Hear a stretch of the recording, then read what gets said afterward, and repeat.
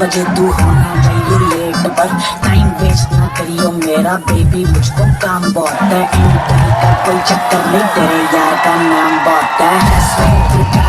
जो दिलवाई तेरे पट्टे पे पार्टी के बाद बेबी चलेंगे अपने अड्डे पे वहाँ करेंगे फन तेरी फ्रेंडे भी बुला लेंगे तू गाड़ी मोटर बैठ जा बेबी सीन भी बना लेंगे इससे तू शर्मा रही है सीन चलेंगे गुल्लम गुल्ले जिनका जोर नहीं चलता बेबी उनको भड़ के ले गए ढुल्ले इसकी टेंशन मत लियो मन कितना बड़ा भाई दुनिया को बैठाई नहीं भक्ति मैंने कराई है